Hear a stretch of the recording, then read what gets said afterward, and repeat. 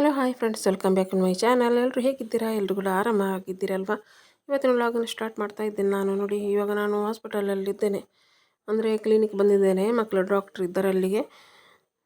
ಇವಾಗ ಮೆಡಿಸನ್ ಎಲ್ಲ ತಗೊಂಡು ವಾಪಸ್ಸು ರಿಟರ್ನ್ ಹೋಗ್ತಾ ಇದ್ದೇನೆ ಮನೆಗೆ.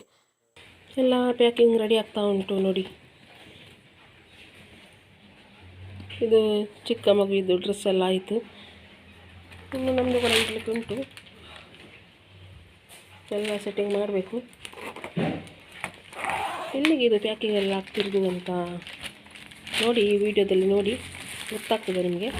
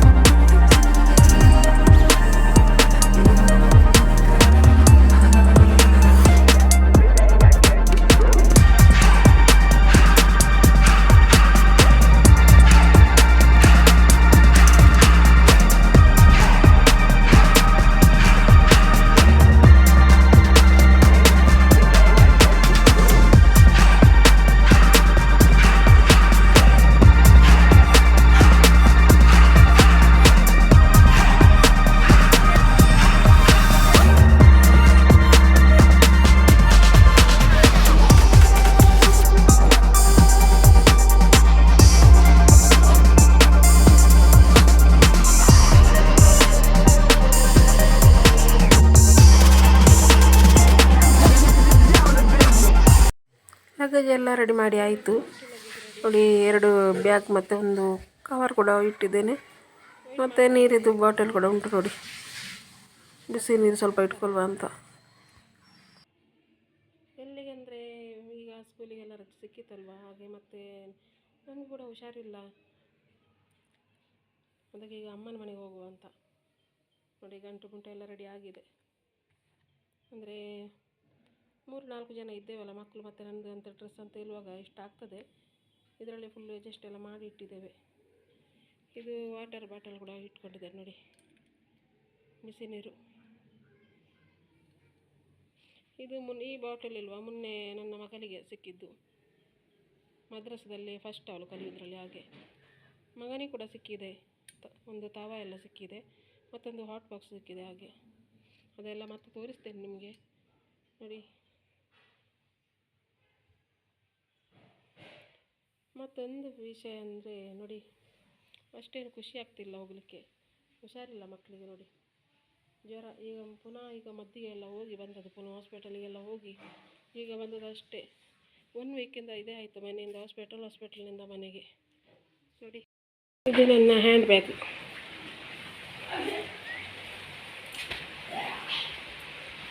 ಅಂದರೆ ಇದು ಚಿಕ್ಕ ಮಗುವಿದ್ದು ಒಂದು ಡ್ರೆಸ್ ಎಲ್ಲ ಇಟ್ಟಿದ್ದೇನೆ ಇದರಲ್ಲಿ, ಸ್ವಲ್ಪ ಕ್ರೀಮ್ ಎಲ್ಲ ಇಟ್ಟಿದ್ದೇನೆ, ಪ್ರಾಡಕ್ಟ್ ಎಲ್ಲ.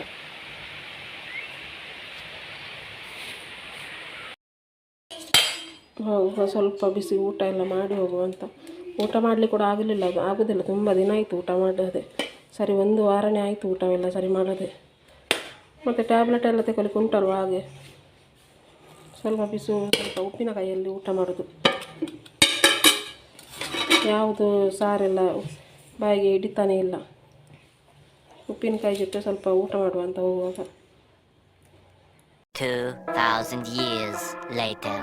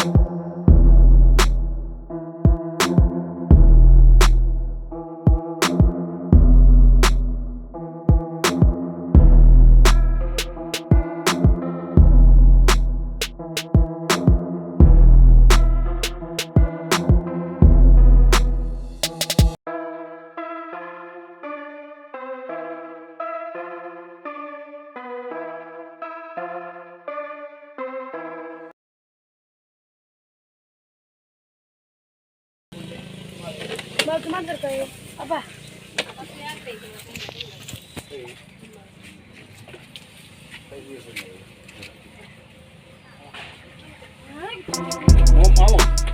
No, lo tipo.